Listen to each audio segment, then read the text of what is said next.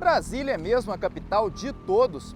O Veracidade foi às ruas saber se o Distrito Federal tem colocado em prática o discurso de inclusão e de acessibilidade para os seus moradores.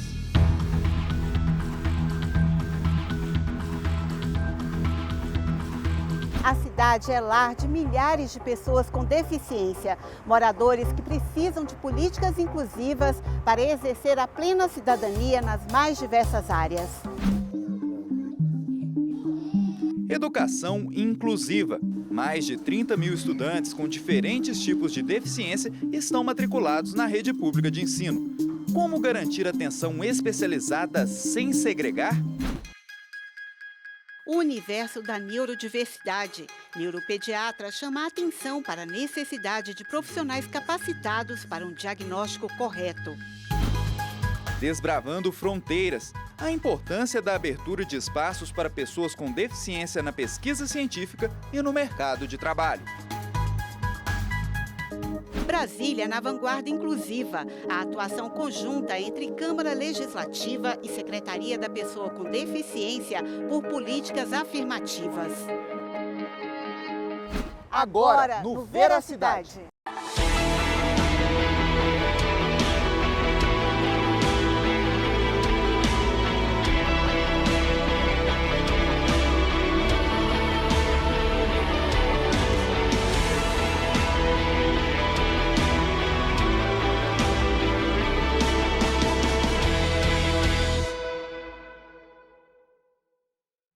Segundo dados do Instituto de Pesquisa e Estatística do DF, 3,8% da população da capital possui algum tipo de deficiência, seja ela física ou intelectual. Um dos desafios enfrentados por este segmento é a inclusão no sistema educacional. Todas as salas de aula das escolas públicas do DF que oferecem educação básica são inclusivas. Alunos com ou sem deficiência estudam lado a lado para integração e aprendizagem. Mais de 30 mil estudantes com diversos tipos de deficiência são atendidos nas unidades escolares. Das mais de 800 escolas públicas do DF, 13 instituições são voltadas exclusivamente para o processo de ensino-aprendizagem de alunos da educação especial.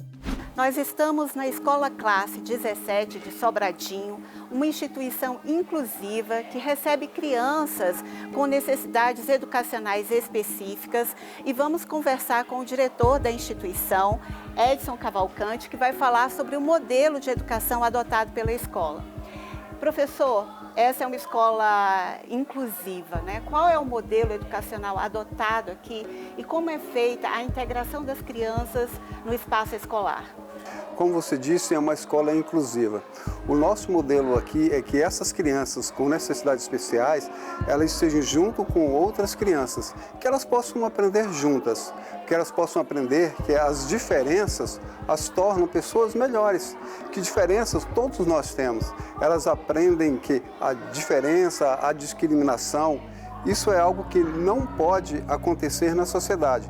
As nossas crianças, essas que são ditas não especiais, não diferentes, na verdade elas aprendem a conviver com isso, elas aprendem a se tornar pessoas melhores ao longo do tempo, para que com o tempo a nossa sociedade possa mudar. São mais de 400 estudantes de 4 a 12 anos e 31 têm essas necessidades especiais, não é isso? Exato, nós temos 31 crianças aqui com necessidades especiais, algumas com diagnóstico, outras não, e todas elas são atendidas nas nossas turmas. Nós temos educador social voluntário, que ajuda com o trabalho dessas crianças, que apoia os professores com a parte de alimentação, higiene e locomoção. Nós temos também os professores que são preparados para atender essas crianças. Nós temos salas que nós chamamos de integração inversa, que são salas que têm grupo menores de crianças para que o professor possa atender de forma mais particular essas crianças que têm algum tipo de necessidade especial. A criança nasce, o pai identifica que ela tem diferenças e chega a hora de levar essa criança para a escola. O que os pais devem fazer? Procurar uma escola comum ou procurar uma escola especial? Ela deve inicialmente procurar uma escola comum, que se houver como a escola atender, ela vai atender, porque todas as escolas públicas de federal são escolas inclusivas, todas as salas de aula são inclusivas.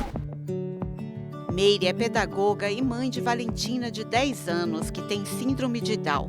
A experiência no Serviço Especializado de Apoio à Aprendizagem da Secretaria de Educação faz dela alguém sempre disposta a conversar para provar que nenhum tipo de deficiência pode impedir que uma criança desenvolva a sua potencialidade. Meire, como é que você recebeu a notícia de que a Valentina tinha síndrome de Down? Infelizmente, nenhum exame apresentou a síndrome de Down, então eu fiquei sabendo na hora do parto. E com certeza, como toda a família que é acometida com a notícia dessa, eu fiquei realmente bem assustada. Porém, por já trabalhar com crianças com síndrome de Down, eu já me senti um pouco preparada para dar os pontapés iniciais para o tratamento dela. Amar, nós já íamos, né? Então agora tinha que buscar os tratamentos necessários. Sim, você é educadora, pedagoga, trabalha no Serviço Especializado de Aprendizagem da Secretaria de Educação há mais de 20 anos. Então, como tem sido a sua experiência como educadora e como mãe para garantir as necessidades que são necessidades especiais da Valentina? Por estar sempre buscando o melhor para a Valentina, eu também busco o melhor para as crianças da escola. Então, a gente passa pelo papel de clarear os diagnósticos para as famílias, também garantir todos os direitos, como os educadores sociais voluntários, uma adequação do currículo para aquelas crianças que não têm condição de aprender tudo que o currículo traz, uma sala de recursos para que ela tenha também uma opção a mais para poder se desenvolver e também a capacitação dos profissionais, porque eu passo por esse trabalho também de capacitação, para que os professores também percebam que em toda criança especial tem muito potencial, não ficar preso na deficiência. Esse trabalho é tão importante e na sua luta, né, o que você faz para garantir que os direitos da Valentina eles prevaleçam na sociedade? Olha, são desafios, porque a inclusão é uma atitude particular. Existem pessoas que estão dispostas a acolher o outro com as necessidades que elas trazem, mas a gente sabe que um bom número de pessoas não compreende assim. E vê na pessoa especial uma pessoa incapaz. Essa visão capacitista, né, que a gente tem na sociedade. Mas é importante a gente perceber que todas elas trazem um potencial e é nisso que a gente precisa investir. Eu preciso dar para a Valentina qualidade de vida, eu não preciso que ela tenha tudo que as outras pessoas têm, que busque tudo que o outro quer. Ela pode, como ser humano, indivíduo, ela pode buscar o que for bom para ela. E eu estarei ao lado para ajudar nisso. Então eu luto para que ela tenha isso, não só ela, como todos os 31 alunos da nossa escola que têm alguma necessidade educacional especial.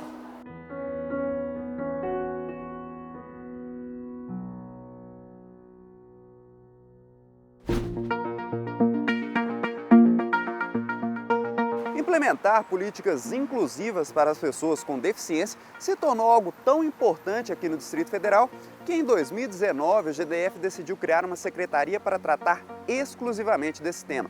Atualmente a pasta é comandada pelo secretário Flávio Santos. Tudo bem, secretário? Secretário, qual que é o foco da Secretaria da Pessoa com Deficiência aqui do Distrito Federal? O foco principal da Secretaria é trazer para as pessoas com deficiência um desenvolvimento, seja ele social e pessoal, mudando a história das pessoas com deficiência, oferecendo políticas públicas que sejam efetivas para a mudança dessas pessoas. A sua experiência pessoal, o senhor considera que Brasília é uma cidade inclusiva? O processo de inclusão é um processo constante, né? Ele nunca deixa de existir e a gente acredita que Brasília, dentro de uma visão ideológica, ela é naturalmente uma cidade inclusiva, sim, trazendo acessibilidade por geograficamente ser uma cidade plana e dentro de uma cultura que é estabelecida principalmente pelo governo que hoje criou a Secretaria, já mostra uma intenção de fazer com que as pessoas com deficiência tenham mais inclusão e mais participação social. O senhor, tanto como político, como pessoa com deficiência, quais que são os pontos que o senhor observa que a cidade precisa melhorar hoje? A acessibilidade ainda é um aspecto importante a ser visto e revisto, seja pelo governo como pela sociedade.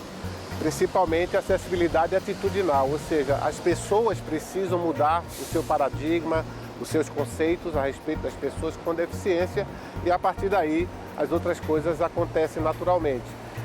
A acessibilidade arquitetônica ainda é um processo a ser construído e o processo de inclusão que estabelece essa condição de igualdade da pessoa com deficiência com os demais seres e pares da sociedade.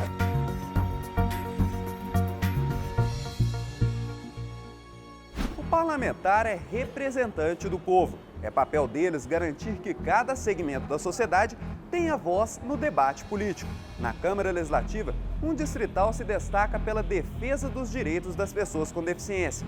É o deputado Yolando que transformou a causa em sua principal bandeira. Tudo bem, deputado? Deputado, antes de mais nada, eu acho interessante o senhor explicar como que o senhor ingressou nessa luta.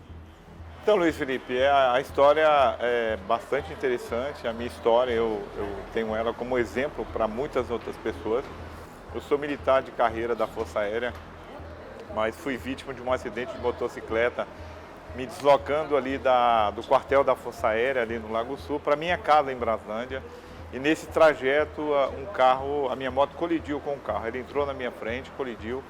E esse acidente foi bastante grave. Estourou todos os ossos do braço, né, as falanges, do rádio, deu hemorragia interna, quebrou o fêmur e atingiu a medula óssea, paralisando toda a movimentação do meu braço, lesão do plexo braquial completo. E eu fiquei por 6 meses internado, graças a Deus sobrevivi, mas fiquei com a sequela. Meu braço teve essa lesão permanente, já tem mais de 30 anos, e com isso eu fui iniciar minha vida como uma pessoa com deficiência. Foi algo muito difícil, escrever, para comer, eu era destro, tive que aprender com a esquerda todos esses mecanismos, né, dirigir, digitar, enfim. Ou seja, esse evento transformador, né, o senhor percebeu a importância dessa pauta. A importância. Eu só pude saber o quanto uma pessoa com deficiência tem as suas necessidades quando eu tive uma deficiência, adquiri a deficiência e quando eu pude trabalhar diretamente com essa causa. É nada melhor do que sentir na própria pele. Sentir na própria pele, é o exemplo real da situação. A Câmara Legislativa teve papel central na criação da Secretaria da Pessoa com Deficiência do DF. O grande idealizador da pasta foi o deputado Yolando, que chegou a se licenciar de seu primeiro mandato como distrital para se tornar o primeiro nome a comandar a secretaria. O período à frente da pasta foi curto, apenas 40 dias. Ele acabou retornando à Câmara Legislativa para trabalhar pela aprovação de políticas afirmativas, entre elas o Estatuto da Pessoa com Deficiência, que reúne 22 normas que garantem uma série de direitos, como atendimento prioritário e integral à saúde, reserva de postos de trabalho em empresas e órgãos públicos e ações para assegurar a acessibilidade nos espaços públicos e privados. Brasília tem mudado muito com relação à questão da acessibilidade. Os prédios já estão sendo totalmente adequados, já há anos que vem sendo adequado com a acessibilidade, para a pessoa com deficiência, com cadeira de roda, ou o próprio cego, aqui como nós estamos diante aqui temos aqui o guia de cego, então a gente tem também os intérpretes de Libras nas maioria dos eventos que acontecem dentro do Distrito Federal, e a gente tem a maior via de calçadas do país aqui em Brasília para a mobilidade, para que a pessoa tenha total o ir e vir, né, que nós temos direito constitucional. O governo gradativamente está atendendo as demandas da comunidade e a gente tem um privilégio de dizer que a nossa capital ela está chegando a um nível de fazer com que todos os brasileiros ou todos os visitantes tenham nela total acessibilidade.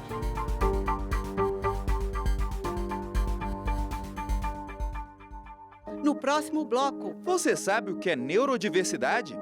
veja também os desafios do mercado de trabalho para a inclusão de pessoas com deficiência.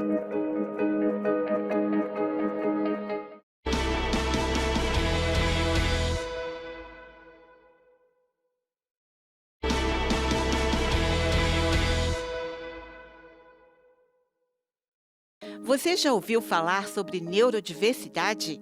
O termo é usado para se referir às diferenças do cérebro humano. Estima-se que cerca de 15 a 20% da população mundial possua algum tipo de condição neurodiversa relativa à capacidade de funcionamento e aprendizado do cérebro. Para saber mais sobre o assunto e entender aspectos gerais e as formas de diagnóstico, nós conversamos com a neuropediatra Ellen Siqueira. Eu começo perguntando, o que significa o conceito de neurodiversidade? A neurodiversidade é exatamente isso que você falou, como se a gente tivesse vários formatos e funcionamentos de cérebros diferentes.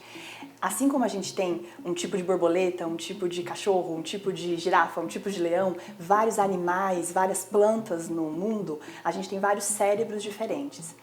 Existe uma variação no funcionamento cerebral e existem algumas condições que trazem um pouco de impacto para o funcionamento da pessoa no dia a dia. Então, a pessoa, por exemplo, autista, a pessoa com TDAH, a pessoa com dislexia, a pessoa com deficiência intelectual, com alguma síndrome genética rara, com algumas condições como epilepsia, mais de difícil controle, tudo isso pode trazer uma diferença no funcionamento.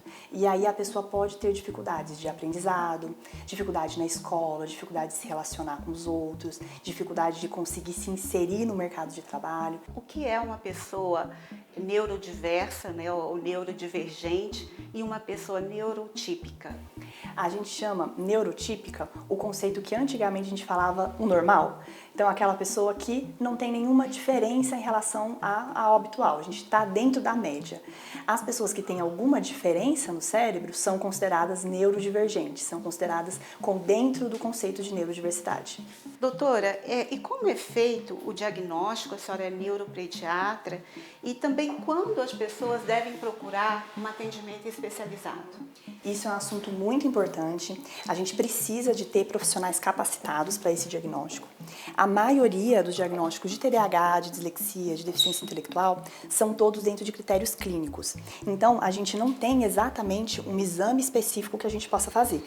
Então, se a gente fizer, por exemplo, uma ressonância do cérebro, uma tomografia do cérebro, se a gente fizer um eletro, não necessariamente isso vai aparecer naquele exame. Então, a gente precisa de um profissional capacitado, que pode ser um neuropediatra, um psiquiatra infantil, um neurologista adulto, que faça essa análise de uma forma bem correta.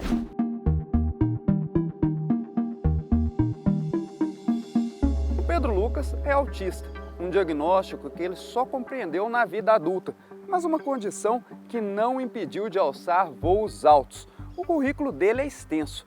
Ele é pedagogo, psicopedagogo, mestre em educação especial e está se preparando para ingressar no doutorado em psicologia do desenvolvimento. Ou seja, você é uma prova viva de que o céu é o limite também para pessoas autistas, certo, Pedro? Com certeza. Pedro, e como que você descobriu assim, o diagnóstico de autismo? O processo diagnóstico foi um processo complicado, onde eu precisei de muito apoio da minha família, desde a infância, dos professores que estavam comigo no meu percurso escolar e acadêmico, e também já na vida adulta, quando eu tive essa compreensão completa, apesar desse percurso ter começado quando criança, de apoio e supervisão, com a minha companheira, minha esposa, que deu todo um suporte, e hoje é algo muito significativo na minha vida, com certeza. Tem um aspecto interessante que a sua área de pesquisa acadêmica é o autismo, certo? Com certeza. Hoje nós no campo da pesquisa acreditamos que os pesquisadores autistas estão a revolucionar a pesquisa sobre autismo muito por conta de uma experiência pessoal com o espectro e também por uma compreensão mais fidedigna da experiência autista, por termos a nossa experiência autista. Então estamos conseguindo trazer compreensões muito importantes, científicas, baseadas em evidência e baseadas numa compreensão ética do autismo, que está a revolucionar e apoiar a compreensão de pessoas não autistas sobre o autismo. Ou seja, nada melhor do que viver isso no dia a dia para entender o que é o autismo, certo? A vivência na vida prática, alinhada à metodologia científica, está a possibilitar uma compreensão muito grande do que é o autismo e está sendo uma revolução no campo importante que eu acredito que deve ser encorajada a todo momento. De janeiro do ano passado a abril de 2024, foram aprovadas na Câmara Legislativa 11 leis voltadas para políticas inclusivas de pessoas com algum tipo de deficiência. Entre elas estão a lei que obriga a realização de sessão de cinema adaptada para pessoas com autismo e suas famílias, a que cria o Dia da Cultura Surda, a ser comemorado em 5 de setembro, a que obriga a entrada de passageiros idosos e com necessidades especiais pela porta da frente no transporte público do DF e a que institui ações para o Programa de Atenção às Mães Atípicas. Nós vamos conversar com o deputado distrital Eduardo Pedrosa, que é apoiador do CRISDAL, que é o Centro de Referência Interdisciplinar, que presta atendimento especializado às pessoas com síndrome de Down. E o deputado é também presidente da Frente Parlamentar de Defesa de Direitos e de Atenção às Pessoas com Down. Deputado, o senhor apoia esse centro interdisciplinar. Nós estamos aqui na 605 Sul, no Adolescentro, onde o CRISDAL já funcionou aqui. Qual a importância de ter esse atendimento especializado às pessoas com Down? Bom, é muito importante porque a gente consegue, de certa forma, criar uma rede, uma política distrital, uma linha de cuidado que consiga atender em todas as fases as pessoas que precisam desse suporte. Hoje, nós, por exemplo, não temos fila para matriciamento no Distrito Federal, isso por conta de toda essa equipe técnica que está nesse local desenvolvendo essas atividades. Você tem desde médicos a fonoaudiólogos, trazendo essas atividades complementares que garantem esse atendimento completo às famílias, criando de fato um centro de referência, onde quem for lá buscar informações ou buscar algum tipo de atendimento vai ter o acolhimento por parte do governo. Hoje o centro funciona no Hospital Regional da Asa Norte, mas a ideia é ter uma sede própria que vai começar a ser construída? Exatamente. A gente trabalhou agora para a institucionalização do CRISDAL, que é fazer com que essa unidade, esse serviço de referência se torne uma política de Estado, não de um governo, ou seja, pode passar o governo que for, nós continuaremos tendo esse serviço sendo prestado à nossa população. E a gente tem buscado a construção de uma unidade. O CRISDAL, por anos, teve que sair de um lugar e para o outro e tal, e sendo acolhido nesses outros locais, mas nunca tendo um endereço mesmo, Eu acredito que para a identidade, para tudo aquilo que está sendo feito, reconhecimento às pessoas e para ter um suporte mais adequado à população, nós precisamos de uma unidade mesmo, física, construída para esse fim, para estar atendendo a população. A gente já conversou isso com o governo e agora a gente já vai caminhando para a fase conclusiva dos projetos, para em breve a gente ter o lançamento aí dessa obra, que vai ser tão importante à população do Distrito Federal. Acho que é importante a gente dar essa identidade para o CRISDAL, valorizando tudo aquilo que tem sido feito e também abrindo a possibilidade das pessoas terem acesso a esse equipamento público. Com certeza vai ser muito importante e vai ajudar muita gente. Como se não bastassem as barreiras físicas, as pessoas com deficiência ainda precisam transpor muralhas sociais, erguidas pela insensibilidade e pela falta de informação. A principal delas é o capacitismo, um tipo de discriminação pelo qual a sociedade só permite a inserção de pessoas com deficiência em tarefas e espaços específicos, sem promover uma abertura integral verdadeira. Pedro, você como autista e como pesquisador, como você avalia a compreensão da sociedade a respeito do autismo hoje? A compreensão da sociedade cresceu a nível de acúmulo de informação, mas ainda é uma compreensão muito capacitista. A compreensão do autismo ainda é vista como uma compreensão de patologia, como se a nossa diferença fosse um erro. E essa visão de normalidade é uma grande barreira na vida de todas as pessoas autistas. As nossas diferenças não precisam ser consertadas ou condicionadas, precisam ser respeitadas e compreendidas. O que nós precisamos é acessibilidade, não condicionamento. Nós estamos preparados para essa aceitação? Algumas pessoas sim, outras nem tanto. A acessibilidade ainda é pouco investigada e muito menos aplicada, mas temos muitas pessoas autistas e muitas pessoas não autistas interessadas em entender e aplicar. Tenho conhecimentos de escolas públicas que fazem um trabalho muito bacana no campo da inclusão da pessoa autista, mas também tenho conhecimento de escolas públicas que estão a fazer um trabalho tanto quanto complicado e criando barreiras, porque a barreira não está na pessoa autista, a barreira está no meio social que ela convive. E esse meio social, ele pode ser entendido como as relações dos professores com o aluno, da família com o aluno, da sociedade com o aluno, a comunidade com esse estudante. E a gente já sabe que a segregação, ela impede o desenvolvimento. Então, qualquer tipo de escola especializada para pessoas com deficiência, e nesse caso dessa reportagem para pessoas autistas, impossibilita o seu desenvolvimento, porque o desenvolvimento ocorre nas relações sociais e um ambiente 100% adaptado a essa pessoa não vai trazer nenhuma necessidade que não vai levar a desenvolvimento algum. Uma das fronteiras que ainda precisam ser desbravadas é a do mercado de trabalho. Dados do Instituto de Pesquisa e Estatística do DF mostram que apenas 24% dos adultos com algum tipo de deficiência no DF estão empregados. Um desafio para os gestores de políticas públicas. Nós temos hoje, dentro da nossa estrutura, o nosso programa de inclusão profissional, onde temos uma diretoria que cuida especificamente dessa área, em parceria com o Ministério Público do Trabalho. Nós esperamos realmente diminuir esse impacto negativo, que é a falta de empregabilidade da pessoa com deficiência, fornecendo às empresas que têm que cumprir cotas essas pessoas. Então é um projeto muito importante da nossa secretaria que visa realmente mudar a vida das pessoas, oferecendo a elas a empregabilidade. E dentro de um processo crescente, vamos estar estabelecendo também a oferta de qualificação, que é um dos grandes fatores que dificulta a inclusão das pessoas com deficiência no mercado de trabalho. Que as empresas elas não oferecem os melhores postos para as pessoas com deficiência. Isso. Hoje, pela cultura, muitas empresas elas desejam apenas cumprir cotas e não estabelecem vagas que sejam realmente atrativas para as pessoas com deficiência. Então, com a qualificação, a gente espera diminuir esse impacto e fazer com que as pessoas com deficiência possam ter melhores empregos e melhores condições de trabalho. Quem é que não tem, às vezes, um parente, um amigo que não tem uma deficiência? Seja o autista, seja intelectual, visual, auditiva, físico mesmo. Alguém tem. E, geralmente, você pode se tornar também, não é?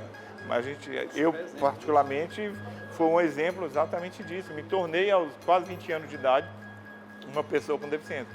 Não tinha nenhuma perspectiva, não sabia que isso ia acontecer, não tinha nenhuma noção que era ter uma deficiência ou lidar com uma pessoa com deficiência. Mas quando eu tive a deficiência, eu pude ver o quanto que nós precisamos nos arranjar, nos adequar. E eu acredito que as leis que estão sendo feitas ali na Câmara Legislativa, apresentada por nós parlamentares, em especial eu, que tenho lado ligado a esta causa diretamente, nós temos favorecido centenas de pessoas. Você acha que o poder público pode colaborar de alguma forma com políticas inclusivas? O que pode ser feito para melhorar esse cenário? As políticas afirmativas, elas são fundamentais. Não somente no acesso, mas também na permanência, tanto no colégio quanto nas universidades, mas também no mercado de trabalho. Políticas onde o poder público consiga regular, acompanhar, supervisionar a experiência dessa pessoa autista. O processo de inclusão e o processo de acessibilidade da pessoa com deficiência é um processo constante e crescente e deve ser desenvolvido principalmente para que a sociedade tenha também uma visão igualitária, uma visão sem preconceito e a partir daí sim muda as pessoas com deficiência e muda a sociedade, começa a ter uma visão muito mais correta sobre inclusão social e acessibilidade.